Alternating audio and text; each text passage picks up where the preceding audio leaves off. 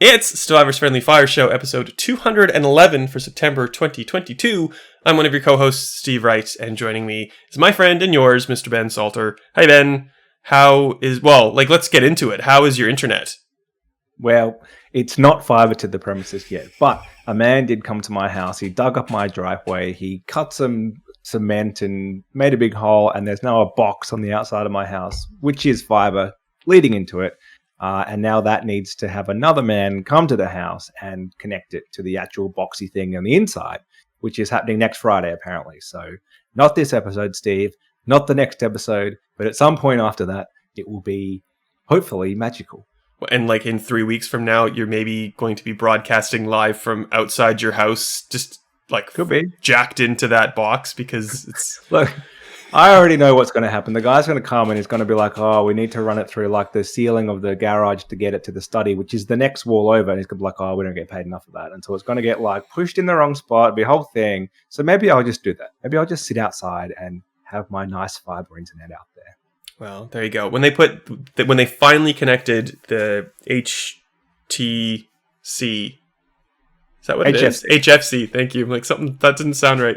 When they finally connected the HFC to my house, then they just kind of like drilled through a wall into my garage and went, yeah, that's enough. That's done. And like the guy who was helping the NBN contractor, there was like 5 of them, and they were doing like all the houses in the townhouses that we live in. He's like, oh man, you should really get him to try to move that inside your house. I'm like, yeah, I am. Trust me, I really am. And he's like, nah, too hard, pal. We'll just leave it here. Like, yeah, all right. So, it was like that weird thing of like, we have the internet, it's fast. I'm just not going to complain anymore because it's in my garage at least, and I have the know-how to get it through the rest of my house. Yeah, that's the next plan. Anyhow, we're through that. Well, we're not through that. It's still ongoing, but soon at some point. Well, hopefully it's resolved soon. I will continually ask you for updates as we are wont to do. My hockey team made it to the grand final. And we've played one game of a best of 3 and we kicked their butts. So this coming Friday, we will put the final nail in their coffin. So I'll tell you all about it whenever I remember next time, because it's not an ideal time. And like, I'll probably forget because that's how I roll. We can recreate it in NHL 23, 24, whatever year you're up to now. At 23. And it's not being renamed EA Sports Hockey Club or something next year.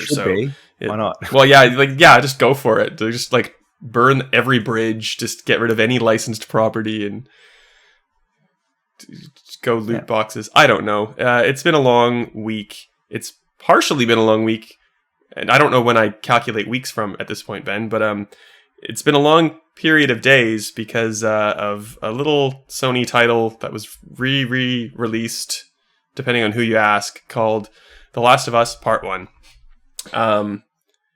I've said a lot about it on the internet, and I'm keen to see if you have any takes or if I'm just going to talk, but let's jump into it. Well, let's very quickly go to the start. You really liked the original game, so 2013. Did you give it the 10 or did someone else? Matt Gosper gave it a 10, but it's on my list of like the 10 best games of the last 10 years or so. That was a couple years old. Yeah. So I loved it. It was a great game. Super compelling. You in no way are against the game. You love the game. I surely do.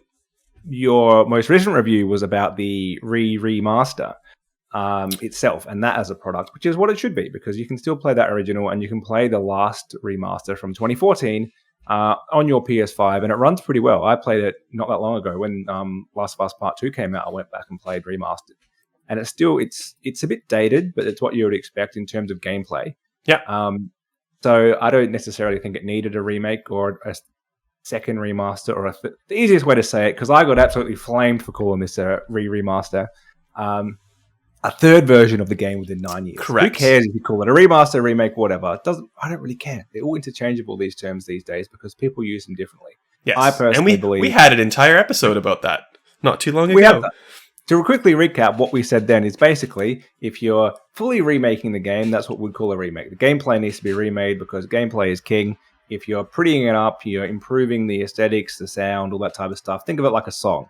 That's considered a remaster. In the same way that the movie gets kind of redone for a higher resolution format, that's a remaster. So I think that's pretty consistent. There's always going to be grey areas of which one does it fall into. But frankly, I don't really care. If you call this a remaster, remake, whatever you want to call it, it's the third version within 9 years. That is what we can all agree on. And that is where it's a little harder to see why it exists so soon.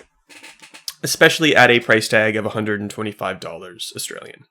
And that, yeah, like, and this is where, like, I hate the internet, really, because everyone is acting as if like cost is the only thing I factored into my words, and there are like 1,000 of them. You should read them. I think I make a fairly compelling argument as to my reasons behind the 6.5 score. Like you were saying, this is the third game. It's the third version of this game in 9 years. A year after it was released on PS3, it was put out on PS4 as remastered, and the game was amazing, and people should play it, and it's great. And if you were one of the people, and there were many of them, because think about the climate back in the time. Not a lot of people had a PS3, because 360 crushed it. So people might have skipped the PS3 like they skipped the Xbox One the generation after. So, like, in my mind, yeah, it was a year after this game was released. That's a little bit too soon. That's kind of double dipping into wallets. But maybe people didn't have a PS3, and it's a really good way to play this, like, phenomenal Naughty Dog game on the PS4, which everybody and their dog had. A year after that release, the gameplay still felt current because it was 2014, I think, at the time, and not 2013. So, like, all the things that we have kind of seen evolve in that time hadn't happened yet. So, like, it didn't feel as jarring. Despite, claims of the remake and, like, all this enhanced AI and this and that and the other, like, it still very much plays like a PS3 game. And it looks like a PS5 game. It looks absolutely phenomenal. But I did, anyway, just kept headbutting against those, like, kind of older, not horribly designed things, but, like, just older pieces of functionality. Yeah. Yes. Yeah. So, and that's the crux of it. If you've never played this game before and you want the gorgeousest version of it, by all means, drop $125. But if you don't mind if it looks a little bit older and has pretty much 99% of the same gameplay, save $100 and get The Last of Us remastered PS4 version for PS5. That made sense. Yeah. Cool. So, yeah. I don't know if there's much more to say about it. Like, we weren't just going on cost. We were going on how the gameplay is dated, how it's the third release in so long. If it was on PlayStation Plus in some capacity, if it was cheaper, that would have factored into these things. And I think that's the thing here. Like, cost has to factor into a review, not in every, like 100% of the criteria, of course, but, like, it has to in some way. We'll talk about that in a little bit. I think we have a topic planned. You might see a theme running through today. It's just disappointing that it's $125 in Australia to play a really gorgeous game that still handles like a PS3 game. So it's like a fresh coat of paint on something that you might have already dropped like $200 on in the last 10 years. Yeah, I think that's very fair, and there's definitely a market for that. There's, as other people have said, there are people who haven't played this game yet who will love it to such a degree they will be willing to pay the top price for the absolute best version of it. And there's no doubt this is the best version if you're not worried about the cost. Yeah. But if you're less certain of if you're going to love it, or you just kind of want to dabble in it, then there's a much cheaper option which plays about the same. And I still think that if you're a gameplay is king type of person, you'd go for that. And that's for a lot of people, that's why you're looking at a review. Should I, especially for a remake or a remaster, that's why I'm looking at this version in the same way you might look at a review for a phone and kind of think, should I upgrade from my previous version of this same phone? Should I get the premium top-end model for way more money for a few more features? And that's what you're considering when you're looking at value. And a game is in much the way the same thing. Or to compare it to other media, it's a really detailed review of the Blu-ray versus the HD Blu-ray, which costs like massively different for some reason. Yep. A 4K version, I should say, 4K Blu-ray, is way more expensive. But if you're really into something, you're probably willing to pay it. Most people will probably say, you know what, if for some reason I want the disc, I'll buy the Blu-ray, or if I'm happy with the streamed version, I'll just stream it somewhere. And They don't necessarily need that extra cost. So similar thing to factor in here. Yeah, and like they've the lighting is amazing. The character models, like I think some of them are literally just from The Last of Us Part 2. Like they look like PS5 assets. They are PS5 assets. Character models I've already talked about. I'm talking about performance captures, where my brain was going. Like, it is amazing, but like the performance capture is in cutscenes. And, you know, like you play through the first 15 minutes and it's like extremely compelling. And it's like they've never looked more realistic, and the responses and the reactions have never looked more realistic. But there's something, in my mind at least, that is detracted from the experience, because I know exactly what's going to happen at the end of that 15-minute prologue. And I know exactly what's going to happen, you know, at the midpoint of the game. I know exactly what's going to happen at the end of the game. So all of those amazing performances would definitely have resonated with me more if they were new and I was experiencing this for the first time. But like, I've retread this story at least 3 times. I've played probably remastered twice. I've played The Last of Us twice. So it looks gorgeous, but like, I don't know if would be prepared to pay or recommend that people pay $125 for that. Like, you could go on YouTube right now and watch 4K captures of all the cutscenes if you really wanted to get that nuance. It doesn't really factor into the gameplay, and the gameplay is where it's a little bit dated. Like, you know, because it was really always about having some sort of AI companion with you at all times, usually Ellie. Tess at the start, like you'll walk into an encounter and Joel's crouched over stealthy, like, we can't let any of these 7 goons see us or we'll surely be done for. And like, the AI companion you have is just like walking out in front of them, like forgetting it should be like in a stealth animation crouched, and you're like, oh well, like, it doesn't affect my gameplay. They don't see this character like that's right in front of them, like running into them. But it's like, that was 2013. And I'm sure there's a better way to do it now, and you wouldn't, have that happen. And even just like the things where like your flashlight goes out and you have to tap the DualShock or the DualSense now to turn your flashlight back on. I'm like, I just don't make motion control the thing I have to do. Like, it's like the Uncharted games where you had to like scrub on the touchpad or something to like do something with the map. It's like, I don't need that. But anyway, like, it does really look amazing. There's other cool things, I guess, about it that we can talk about. It seems like maybe, or just hopeful fans have potentially found the next Naughty Dog IP kind of just Easter egged in here. Yeah. How much do you know about this? What you wrote on the internet is what I know about it. What our new intern, Ethan Dean, wrote on the internet, actually. Oh, yes. Sorry. Hi, Ethan. Yeah. We'll get you on soon, just not today. It's so it's basically just some fantasy assets, a dragon, that type of thing, which is suggesting a possible new fantasy game from Naughty Dog. And people believe this because they did the same thing in Uncharted 3 to tease The Last of Us 1. So it would absolutely make sense they're doing it again now. We don't know what else they're working on, so it seems like they'll be doing something new. I don't think they're going straight into another Last of Us game. They've never done that since they've been kind of on and off Uncharted, Last of Us. They've kind of alternated. Doesn't seem like they're going back to Uncharted. So something new is probably in the pipeline. Yeah, it's that, like, I know Neil Druckmann's kind of busy with the HBO TV show, but I feel like Naughty Dog and Sony Santa Monica are doing the same kind of thing right now. Like, Cory Barlog isn't doing Ragnarok, or he's like involved in it, obviously, but he's not the head honcho. It's someone else. Just like Druckmann wasn't, like the driving force of Part 1, because they're doing the next thing. Like, this is the like interim project to take both these studios to the next thing. And that's really cool, because like the 2018 God of War, whenever that came out, was really good. Yep. Like, The Last of Us, like Part 2 rubbed me a little in some bad ways, but like, they're good, compelling narratives. Like, they're good. So like, if there's something cool and new coming out that involves dragons, maybe it'll scratch that, like, what was that canceled Platinum game? Was it Platinum? Scalebound. Yeah. Maybe it'll scratch that itch. So no one loses in this case, which is good. Yeah. So, well, yeah, that's cool. So while we're on the topic of generally cost of things, I think that's where we're leading. To recap very briefly, in Australia last generation, pretty much all games had a recommended price of $99.95, so $100. And Sony's brought that up to $125 this generation for its first-party game. So a pretty big jump. And I know they've gone 60 to 70 in the US, but it still feels like we've gone a little further than they have. At least mentally, like, that's a big jump. Because a bunch of other publishers this gen have gone to 110, so they're not on their own Sony. Not everyone's done that. And a bunch did last generation as well. And then kind of after a year or so, after that cross-gen period ended, they kind of just went back to 100. And it has to be said that our dollar was pretty strong at that point in time, so maybe that had something to do with it. Meanwhile, Switch has reduced itself to $79.95. I think previous generations for Nintendo were more than that. So they've gone the other way, but they've also gone in some middle ground between a handheld and a console. So I think that's probably why.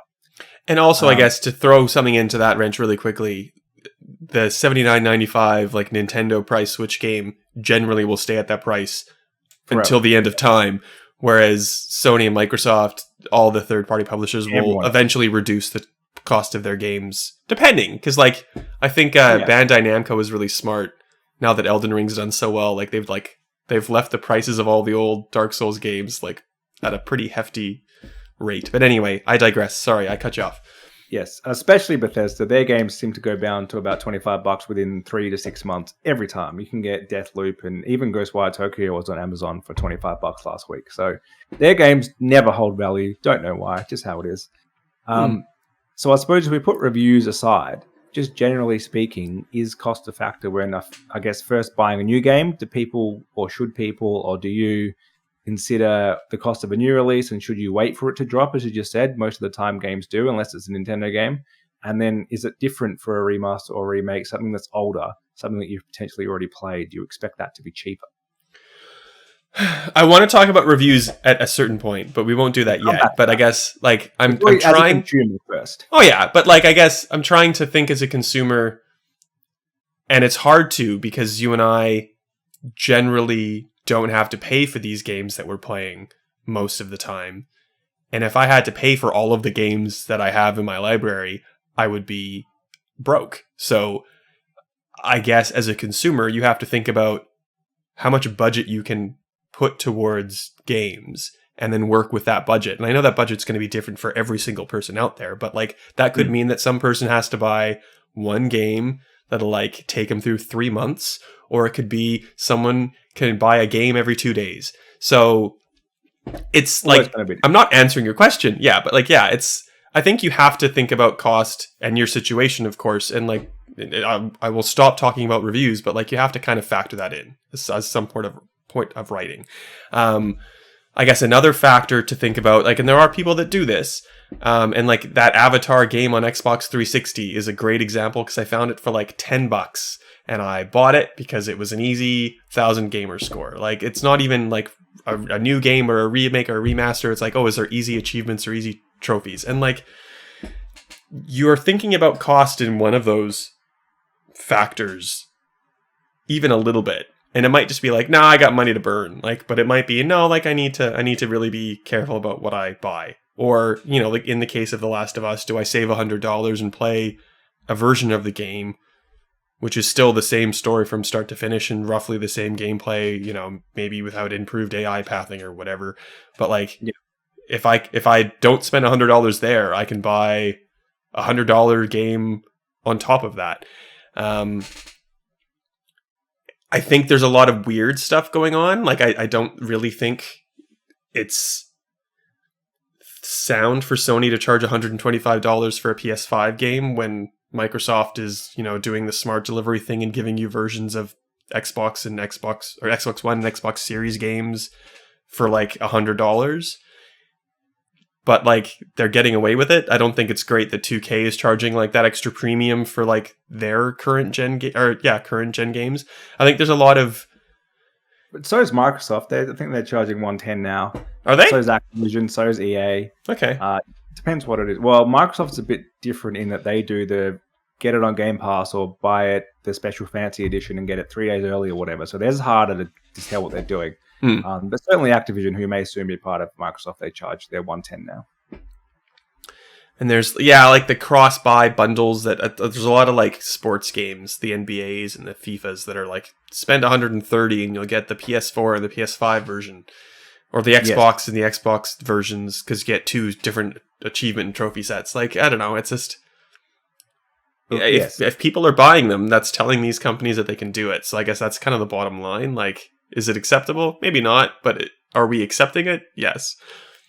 And that's the whole point. Before we touch on should we be talking about this in reviews, if we, not to harp on The Last of Us, but it is a strange situation having 3 games in 9 years. And also having the third version be 25% more expensive than the last 2 versions were. When they launched, I know inflation's played a role there, but we just talk sticker prices. That's what it is. That's super rare. I can't remember that happening pretty much ever. We did get criticized for not they're all about score is all people care about, but they said we didn't take cost into consideration enough with Skyward Sword HD. But I will dispute that in that it is, I think it should have been cheaper. I think $80 for that game is too much. I think Nintendo need a budget price in there, which they used to have. They used to have like a 50 or a 60. But like you say, they can get away with it, so they don't need to. But the Wii recommended retail price for a Wii game in Australia was $100, and now it's $80. So it did actually launch cheaper. It certainly didn't go up from what the Wii version was. So different situation. And it's also the second version of a game within 12 years or something. It's not the third one. So different situation there. And then if you look at other remasters, remakes, re-releases, there's different ways to look at that value in there. So Mass Effect Legendary Edition is a great example of a recent kind of remaster that's similar, but probably to a lesser extent than The Last of Us. Its gameplay is still dated. Yeah. It's like the PS4 remastered version of The Last of Us if we're trying to equate it. But it's the three games. One is like ancient and gross, Mass Effect, and they tweaked it a bit. Sorry, I cut you off. You keep going. I liked it. I would say it's in between the two. So in 2014, when Last of Us 1 Remastered came out, that's what we expected from a remaster. It was a pretty technological jump from the 360 PS3 to the One PS4. 60 frames. And 60 frames and getting it up to 1080. We didn't have full HD for games at that point. So it was a decent jump. And we expect a bit more now, which we got with Mass Effect. I thought it did have some new assets, but not a lot. It was mainly the resolution and some tweaks, mostly, as you say, to the first game that needed the most work. Yeah. And they were just, it was made a more cohesive package than the three games separately are. And I think for $100, so that didn't get the price increase because it was technically the last gen game. Decent value, because when you break it down to $30 a game, that seems okay, but it's still you still have to outlay the same amount of money, but you get a lot of games for that. And I think most people not a lot of a lot of games, but not just a lot of games, like a lot of gameplay hours. That's like at least I'd say 60 hours of gameplay. So if you're looking for depending on if you're going to play all three, how far you go into like the role playing, but like 60 is probably a minimum. I think it probably took me like 80 to go through and like do everything I wanted, go all through all the side missions, like really just like invest myself. And that's a really good return on investment in my opinion. Yeah. Two things on that. One is longer gameplay doesn't mean better game and better value necessarily. Oh, of course it doesn't. Because then you have the Ubisoft like Valhallas of the world where it's just like a map full of icons. But this is for 3 games. So like over 3 games. Having played them, I would say Mass Effect 3 was the weakest because I thought it was too long. I really liked the length. Like 1 is the shortest, and I quite like that length. Anyhow, that's each person. Again, all relative, your own opinion on that. Exactly. The thing which I think so many did now, I guess, move into the area of what should we consider in a review is so many critics who, as you say, we don't have to pay for every game we get. We don't have to pay for a lot of games we get, if we're totally honest. For that factor, they kind of forget how much it adds up if you play a bunch of different games. And there's this whole market of people who can't afford that. Think back to when you were a kid and you got 2 games a year. Yep. The value is super important. If you're saving up to buy this yourself, the cost is super important. And that is where, hey, I get 3 games for my money with Mass Effect. And also kind of knowing that if I wait 6 months, 9 months, it's going to come down at least half price again. So maybe I should wait. Like, I think that knowing when to wait, knowing when this is actually really worth spending that extra money is important for a huge market of people older people like us who don't, even if we did have to buy games, we could have probably afford to get the ones we want to now. But that wasn't always the case. Like, every uni student ever has to pick and choose. It's just your point in time. When you're at that stage of life. And I used to think it was really important when I was reading reviews back then to kind of see what I wanted to do and what I wanted to play. People's opinion on value and if you need to play it now was a big part of it. I think it's going to be spoiled for you. Is it not going to be as fun in a few months if it's a multiplayer game because people jump off? Or is it worth waiting for a little while like a Mass Effect? And it will still be great. Like, that's all. That was important to me at the time. Yep. And a big thing that I have a problem with is I don't have patience. I know there's an entire Reddit for patient gamers, and they're playing games from like 5 years ago that they got for $10, and I'm like, if I could do that, I would love to do that, but I need to be on it straight away. getting it at a discount's not a big thing for me. So if I'm writing, it's like this person is like on the edge. They're deciding if they want to buy it or not. And like that is a factor. There's way more other factors. And you've already talked about Zelda. People have been throwing my Alan Wake remastered review in my face. Like, you gave this a 10, it's the same thing. That's like, well, it was $30. It was substantially cheaper. And it was the first time this game has been re-released in 10 years, not the third or second, I guess. Sorry. And it was also a game that was like in a cult status. So kind of like The Last of Us again. It was like, oh, maybe you missed it on PS3 because you didn't get it on PS3. It's on PS4 now. And yes, good, great. Alan Wake on 360 probably wasn't played by a lot of people. It's the first time it's made to PlayStation. Like, there's all these people who didn't have access to this game 10 years later that now can play it. I love that game, like, just as much, more than The Last of Us. It was number 1 on my top 10 games of the thing I was talking about before. But it was also, like, to hype up and build anticipation for Alan Wake 2, not a TV show. Like, I guess that's what The Last of Us Part 1 is doing. Like, I don't know. Like, it's just... I'm not in a vacuum. Like, I am trying to assess multifacets of things to try to get to a decision as to why it's good. People were also saying, like, oh, so if Saints Row was $40, would you have given it an 8? Like, no, because it was bad. Like, it's underbaked, it's undercooked. It doesn't matter if it was free. It's not a good game. Like, cost isn't everything when you come into... if you like a game, let alone how you potentially review a game. Yes. And like when things like, oh, it's a free-to-play game, you must think it's amazing, 10 out of 10 because it's free. It's like, well, multiverses can have a lot of fun and engagement if you like the Smash style thing, but also like a Batman skin costs like $30, and that's garbage too. Like, you can't ignore cost. You don't have to obsess about cost. But, that's as important as design, gameplay, UI, functionality, like anything. It's like it's a portion of how you assess something as a consumer or writing about it, in my opinion. Yeah, absolutely. And certainly now that we're getting way more remasters, remakes than we ever have before, like there are so many. And part of that is that we're in a new generation, so it's a great time to do it for publishers. Part of it is the pandemic, which has slowed down development, so it's a quick way it's in some cases the only way to get some games out. And some of it's just because they obviously sell. So, like, we may as well do stuff. Do you think EA would have bothered doing 3 Mass Effect games if they didn't think that was definitely going to sell a bunch of load? And it did. So, like, they'll probably do... well, they're remaking Dead Space now. Yeah. So, like, I think the fact that we're getting more means we're starting to kind of maybe in some way get over them. But probably expecting more is the big thing. It's the early days when they were pretty rare. So, like, to go back to Last of Us remastered the first time, there weren't that many remasters then. It was early in the generation. It was actually kind of cool to have that game on PS4 and running better. I didn't play it right away because I just played it, but a lot of people, as you say, probably missed it. Maybe they swapped to PlayStation that generation. Great time to release that game. But that happening now, we're in a time when the same upgrades, a lot of them are free.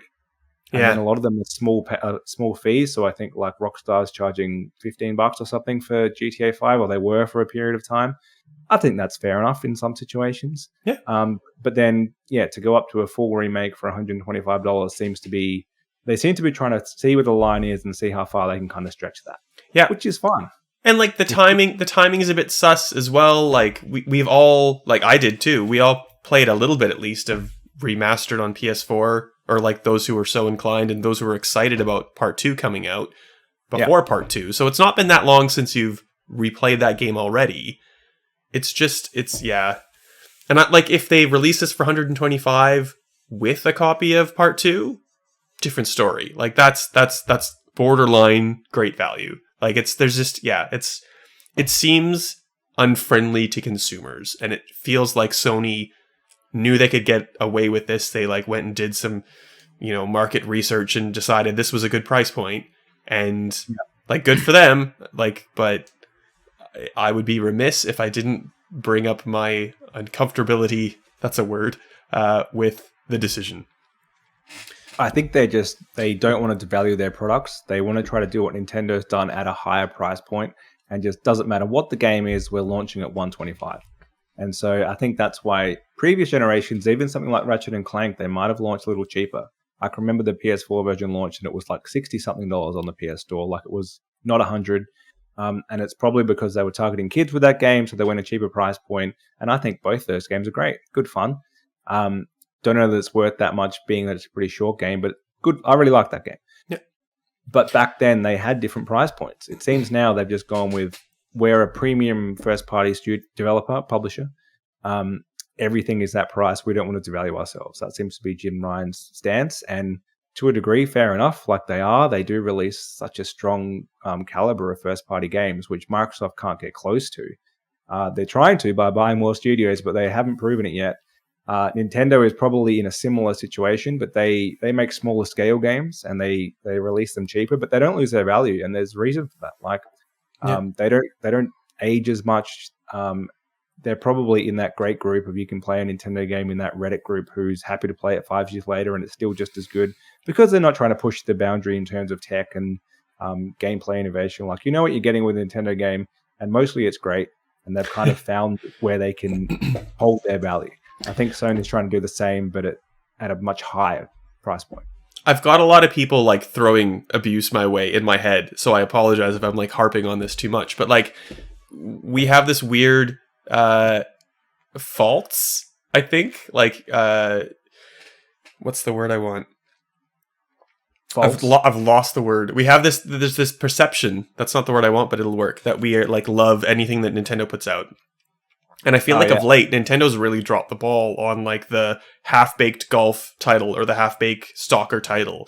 When this podcast comes out, our review of Splatoon 3 will be out. It's in progress, and it's Jay, so I'm not going to speak for Jay, but I played like 2 hours in preview not too long ago. Splatoon 3 is Splatoon 2, but Salmon Run is always on, and there's a couple new weapons. But otherwise, it's Splatoon 2, and Nintendo wants you to pay full price for basically the same game, not too long after that game was released on the same platform. So it's not like looking any better. It's the same game basically. And there's a commitment to 2 years of content. So like, they're basically just like every sports game ever saying, give us a full priced game fee, thank you, and here's the next version, which is basically the same. And like, you look at our reviews of NHL and stuff of late, it's like, yeah, this is a crap copy paste job, because it's retreading the same stuff and they want you to pay full price, and like, we've not been kind to a lot of those releases. This like, so yeah, anyway, I've been too negative. Talking. There is one more remake or remaster there. No, it was a remake that I should bring up, being last year's, because there have been so many Pokemon games in the last 12 months. Pokemon Brilliant Diamond, Shining Pearl. I think that's the right way around. I gave that a 6, I think. And so again, that's a Nintendo franchise which normally does really well. Normally I really like, and it's not to say I hated this game, it just was disappointing as a remake. We expect more than that from Pokemon remakes. They normally bring the older generations up to the current standard or even better, and they didn't do that. But people kind of ignore some of those ones when it's, I suppose it's lesser known, or not the same prestige level as The Last of Us, but it potentially should be. Like, the Pokemon remakes get considered second tier for some reason, even though some of them are the best games in the series. We're not anti. We're certainly not anti Nintendo, but we're not super pro them either. We judge every game on its merit, and I think we're relatively fair with that as we see it. And people may see it differently, and that's totally fine. Yeah. There was one guy, there's been a lot of comments, but there's one guy who's like, I read your words and I agree with most of it. I'm like, well, you don't have to agree with anything I say, but thank you for like constructively or just at least calmly replying and not threatening my mother or something. Like, you don't have to agree. I don't like invent the universe or something. I don't make like facts come to be. Like, this is what I think about the game. You can agree. You don't have to agree. Factor it into your decision if you want to make a purchase or not. Thank you very much. This has been my TED Talk. It'd be super boring if we all agreed about everything. Like, it's you get different opinions, and that's the whole point of it. If everything was a 10 or everything was a 2 on Metacritic, what's the point? Like, you should get different opinions, and generally there's a consensus. If you're looking for that consumer advice, you'll normally see a trend. But if you just want to see some criticism and analysis of games, it's way more interesting to have different opinions. There are some people out there who love Saints Row. Now, I think they're wrong. But like, they are, but yeah. Like, good on them. That's what we want. I'm glad they found enjoyment in that game. And I'm glad if you find enjoyment in The Last of Us Part 1 and you think that it was money well spent, then good. That's like, I don't ever want someone to like buy something and be like, wow, this was a waste of my money. So good for you. That's it. If you want to buy a PlayStation 5, just kind of keeping this cost topic, you're going to have to spend, if you can find one, which I guess it's getting a little bit easier to do so, but not a lot. Yeah. You're going to have to drop in Australia $50 extra. So in most markets around the world, apart from the US, Sony has raised the price of both SKUs of the PS5. In Australia, it's gone with the disc-based version from $749 to $799. With the disc-less version, it's $649, used to be $599. I think we didn't do too badly in the regions. I can't remember. Like one of the regions had I think it's Japan had the highest percentage-wise hike. I can't remember. But yeah, like it's hard to find these consoles. It's 2 years after the console was released. The console is now expensive. Is that normal? Should we be preparing for this? Well, it's not normal historically in terms of consoles. I can't think of any other console that had its price go up after nearly 2 years for the same thing. And it's not even the same thing. They've actually managed to... so normally what would happen, to give a brief rundown, is the purpose of slim consoles is to basically shrink everything, put cheaper components in, and then you can sell it cheaper. And your marketing team does a great job of saying, look, it's a fancy new version and it's cheaper. Yeah. But it's glossy black instead of matte black this time. They ultimately, they don't release slim versions just to sell you a cheaper console. They do it so that they can make a cheaper console and then sell you a cheaper console. Yeah. Clearly, we need slim versions of these. They're obviously not ready to do that entirely. But there's a new version of the PS5. It's in Australia already. So I know people have waited, and it's a decent amount lighter than the original, but it looks the same. And there was, just before we started recording this, there was finally a teardown of it. And it's totally different on the inside. So they've totally rebuilt it, new motherboard, smaller heatsink, all that stuff. So they've clearly cut some costs on manufacturing. And they've still put the price up. Now, I know that there's, inflation is crazy all over the world. I'm sure it costs them more money to make this thing. But it's not like people haven't been buying one because they were just waiting. I'm sure some people were waiting for the price to come down, but a lot of people just couldn't get one. Yeah. And so it's quite a slap in the face to then have to pay more because you weren't able to get one earlier. It just seems it's very anti-consumer. And I know Sony are clearly trying to make profit on hardware, which you traditionally don't do unless you're Nintendo with hardware this early. Yeah. Because they make a cut on every game sold. So that's where you get your money back through that. Yeah, let's talk about attach rates, Ben. Yeah. EB Games kind of says, what about me? Where do I make my money? Attach rates are, you go and buy a console and you buy 3 games alongside the console. That's right. It's a console is traditionally a loss leader because you recoup the cost in games. So Sony is an example, you're charging $125 for games on top of your console.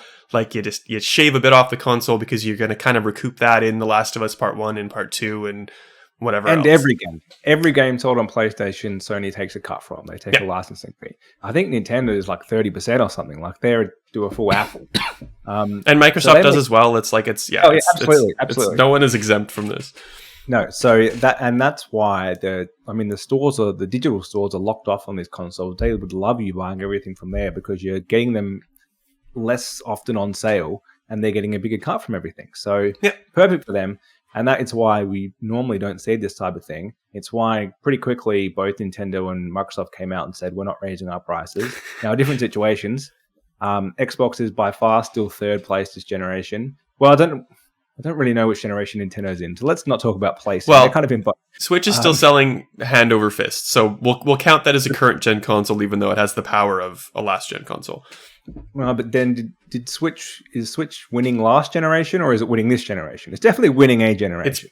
It almost won against the PS4, and Anyway, it doesn't Nintendo's matter. Happy, and that's exactly why they don't need to drop the price. One, they actually found a way to increase the price by releasing the Switch OLED, but that's a different model. Yeah. And two, they don't need to drop the price because this is so ancient now that they probably are making it a fair bit cheaper, and they can just kind of use that. To go back to Microsoft, they need every sale they can get, and they're a massive company. They can absorb the extra costs. But Sony's not, and they're small. also throwing like Game Pass and like all these other sort of like kind of lost leaders at the moment, like with the long game, because like they can be propped up by Windows and every other micro. Like they're not worried about money at this point. They're like trying to build up studios. They're going to give games away on Game Pass. Like not give them away, you have to pay for it. But yeah, like they're not concerned about losing money in the short term, where Sony clearly is. Yes, and I think there's probably a few sides to it. One being the fact that you can't go into a store and buy a PS5. You can't even get one online. Like they sell out within like 10 minutes still. You can't put your name down anywhere. That stuff is still nearly 2 years in, not happening. So from that point of view, they underpriced this thing. Like it sells so quickly that they could have charged more to begin with, and they didn't, probably to match what Microsoft were doing. Yeah. So there is that. Like, I mean, from that point of view, potentially it should have cost more to begin with. But it's still rough to put the price up now. And I think because we had so long of like these new consoles are $750, and I remember when that price came out, people were kind of shocked because it seemed high at the time. But we got over it pretty quickly. It still seems high, but okay, sure. It's a good statement. I'll agree, but... Yeah. No, well, I think we got used to it is what I'm saying. Like that's just what the cost is. And if you wanted the cheaper console, there was the Series S or there's a Switch, like, or even the last gen consoles are still around. Like there were cheaper options. It was higher than we expected, I think. But we've had almost 2 years to get to accept $750. That's a price. I'm sure there are people waiting for it to drop, but we kind of got used to it. I think going up now to $800, that's like a pretty big mental block. Like if you were on the fence of like, if I'm on Twitter at the right time and I can get one, I'll nab it. If they come into stores at some point, I'll get one, or otherwise I'm happy to wait for a price drop at $750. You're in the 700s. Now that it's $800 now. It's gone to that next level of, hang on. That's actually, we're getting, for some reason in my head, when you're hitting 800 compared to set in the sevens, I'm thinking $1,000. Like I'm getting towards that when I'm budgeting. You buy an extra controller, you have an attach rate of one game, Ben, and you're over $1,000 at that point, be it like 1,025 or something like that. So yeah, it's just mentally different. That said, you bring up a good point. The PS5 does come with a controller that has a battery in it. Now, it's a terrible battery. The Xbox Series X does not have any batteries. Well, it does have batteries. It doesn't have a rechargeable battery. You can buy the Xbox One that goes in there. That's $30. It's way better than the DualSense one. It lasts way longer. Yeah. But you have to buy it separately, which is so, okay, fine. An Xbox costs you $780 then. Like there is that. That's something that a lot of people probably didn't consider. But it's that mental block. I think there's a huge difference between $750 and $800. And the problem with that $800 console now is that very shortly, soon, we will have the announcement of the actual release date of PlayStation VR 2 with all of its bells and whistles, which I think will also be priced around like $700, $800 for the tech it has inside of it. Like it's going to be an expensive unit. So that's something to think about. I think the only other time that like I've been aware of like a piece of hardware going up in cost without like anything really changing is like the Meta Quest or the Meta Quest 2, like Facebook's. It's Meta's Facebook, you know what I mean? Like because they bought Oculus, they upped the price kind of with the same, explanation, inflation. Like it's expensive to make this. Like if you're taking a playbook out of Meta's book, out of Facebook's playbook, is that like? Do you honestly think that's a good idea? I can't imagine so. And like also just like at least put it up by a little bit in the States. Like make the rest of the world feel like it's not just like an us versus them situation, because it clearly is. Yeah. Yeah, I think, and probably the last thing we can take away from this is for all of those people out there waiting for that price drop because they thought $750 was too much. There's no price drop coming anytime soon, if ever. Like Nintendo hasn't dropped the price of the Switch all generation, although it does go on sale sometimes in Australia at least. Yeah. But these are not dropping anytime soon. I think the Series S is way overpriced still. Maybe that could get a price drop, but like, if you can still find the odd PS5 come to stock briefly on Amazon for $750. I'm sure there's a date where that's going to stop happening, but if you see one, get it. These are not going to go cheaper anytime soon. Yeah. I think we might even get to like the 5, 6, 7 year mark of this generation and had no price drop, or maybe Sony goes back to the $750. Like it seems like this is the cost, and you got a great deal if you bought a launch PS5 because if you could find cheaper. one, yeah. It's like the thing in the paper, or like there was the Onion. It's like a landlord remarkably remembers to reduce cost of rent when the price of living goes down, because they're obviously hiking up rent now that the cost of living is going up. You'd like to see it go both ways, but who knows if it will. I think the demand is so high on any of these consoles, like even the Switch, like it's not like out of stock in stores, but like the turnover is crazy. Like they're just in out. Like, why would you put the cost of one of these consoles down? Because people want them and they will pay that money. I don't think the people will be that fussed over $50, but like it's still, you just wish you didn't see it, to be honest. But yeah, well, now if the cost of living is hurting you, something you should definitely do is change the power setting mode on your Xbox, because it is costing you a fortune to not play it, as it turns out. This was probably announced a while ago, but like I didn't really see it until it kind of went over Twitter yesterday, in that leaving your Xbox Series X in standby mode uses around 11 to 13 watts, which The Verge did in UK pricing. So just a quick change to Australian dollars is about $100 a year per console to not do anything. That's when it's just in standby mode. Obviously, it uses more power when you're playing a game. And the Series S and the One are not far behind it. Whereas the PS5 uses 2 watts in rest mode, which is essentially nothing. And they both use 0.5 in their energy saving mode. So does the Switch in its sleep mode. So essentially, to wrap all that up, the Xbox is pretty power hungry when it's doing nothing, and the other two are pretty efficient. To wrap that all up, what the hell, Microsoft? It's insane. And like something that we did cover a while ago, because Microsoft has been really good about trying to push energy saver mode. And this is why. Yeah, get out. And make it enticing to do so. So like you used to have to be in standby mode to download game updates overnight if they were pushed through. Whether or not that actually worked for you is anyone's guess, because who knows. But and like whether or not it works in energy saving mode is still the same question. But at least in energy saver mode now you can theoretically pull those updates. So Microsoft's been trying to encourage people to switch to that mode.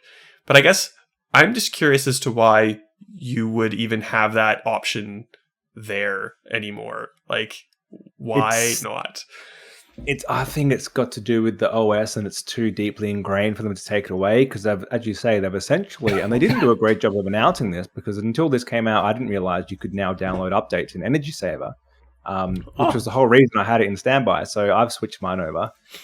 I don't know if it does it automatically, but as you said, it didn't do it automatically most of the time for me in standby. But it does mean you can go in, manually say, take all updates and do them, and then turn your console off, and it will still keep downloading. Whereas previously, it would have stopped. Sometimes it works, sometimes it just doesn't. Sometimes like it knows that you're going to be over like capacity on your SSD or something, so it can't. Like it's kind of muddy. But it's not great. Yeah. But so essentially, they've replaced their Instant On with Energy Saver, which is kind of the closer to what rest mode is on PlayStation now, because it seems like it's not quite as good. PlayStation seems to be able to do more stuff in its rest mode because it's not its fully off state. Yeah. But it kind of seems like they've realized they've stuffed up Instant On. They can't just take it away or fix it, but what they could do is improve Energy Saver, because that's now the default out of the box, which it wasn't. Yeah. And that's including updates over off, air quotes, off time. And they've also reduced the amount of time it takes to turn back on when you fire it up. Way quicker. It used to take forever. Like I was looking at that screen, like 8-9 seconds. And they had to like change the Xbox animation because it was too long for like the time needed to start. So that's like really cool. But yeah, like no one cares about this unless you're like looking at your power bill or you're like a weird nerd about this kind of stuff, which I think it's super interesting. So when it was announced, Ben, I did write about it. So for shame that you didn't. I didn't care at the time, and until like energy prices are going crazy high now, and no one has any money. I've changed mine over. I think it's worthwhile. I even changed mine. Well, I kind of like how the PlayStation does this more than the Xbox, because Xbox you have to say in its menu, I want to be set onto Energy Saver, and then you just turn console off, and it does that. Every time you turn or you hit the power button on your PlayStation menu, it asks you, do you want to go to rest mode or do you want to go power off? And so you can change your mind every time you do it. And it's just a little bit more user-friendly from that point of view. I guess flip side to is an extent. If you forget to do it, you know what your Xbox will do. Although you know what your PlayStation will do. We'll go to rest mode. Yeah, the rest mode on the PlayStation though has, I think there's like timers on the USB slots. So if you're always starting on your PlayStation and it gives you that like slap on the wrist because like your attached external hard drive didn't shut down properly, it's because like it's cut power to it while the PlayStation is in rest mode and off, and like then it just like, and then you have to turn it on and you get that annoying like, how dare you do this kind of thing. So I think you can go into settings and fix that. I think I've fixed that on mine now. So, but PlayStation needs to relax. When the power goes out, relax PlayStation. Yeah, like I know. It's fine. It's fine. It's fine. Is it fine? It's fine. If it's not fine, then you can tell me. But don't give me an error message unless something has catastrophically occurred. That's a good point. I do have a bunch of games on an external hard drive connected to my Series X. And I did test it in Energy Saver, and it did update a game, but I think that was on the SSD. So I wonder if those external drives are also powered in. No, they are. They are. The one I have like an 8 terabyte drive on the Xbox downstairs, and it still works in. Yeah. Well, yeah, it works as well as like I've said, it's worked. And so like sometimes, it's weird. It's really hard to explain because like I think we've talked about this in the past before. I had like every game I've ever bought like downloaded for some reason. Yes. And like that was causing issues where like the hard drive was like too full to get an update if it was like a Call of Duty like 80 gig update randomly all of a sudden. So I culled a whole bunch of games that I'd never play again, and it seems to be a little bit better. But occasionally you'll just go downstairs and turn on the Xbox, and there's like 27 updates that just didn't process. It's like, oh crap! Yeah, every time for me. Yeah. But okay, I thought maybe that's why Instant was using so much more power, but apparently not. So what the hell is it doing with this 20 times more power that it's drawing constantly? No idea. And also, if you're worried about what's it called, quick resume, fast resume, quick resume, still works. That still works when you can actually even unplug your Xbox and plug it back in and resume that game straight away. So that doesn't need power. I don't know what it's doing with all this extra power. If you're trying to save some money, like literally everyone is, change that mode on your Xbox because it's costing you a fortune to not play anything. Not even if you're trying to save money. If you're trying to save the planet in like the least effective way possible, really, by doing absolutely nothing. Do you know why I don't pay that? Because Xbox actually says that in the settings on the menu. It says 20 times less power, save the planet or something. This is, you've stuffed something up and you need us to change mode now because Instant On sucks and you've managed to do Energy Saver better and you can't remove it for some reason. Like something's going on there. And someone in the marketing team or the PR team has gone, talk about saving the planet, one Xbox at a time. That'll do it. And yes, there's a minor benefit there. But that's not why they've done this. The world is in trouble because of the carbon footprints of major corporations, not like my house. But yes, at least I can sleep a little bit better at night knowing I've done my part, I guess. Yeah. I don't know. We're almost at an hour, dude. We gotta get out of here. How do we find you on the internet? I am Ben_Salter on Twitter, and we have no delays this week that I'm aware of. Everything's already been delayed, so we don't need our regular segment. We can leave it there once you tell us how we find you. I'm going to delay myself just for fun. I'm SWriteAU on the internet. Please feel free to not engage with me if you want to make a threat against my family members. That'd be great. We'll see you next week. That's right. See you next week.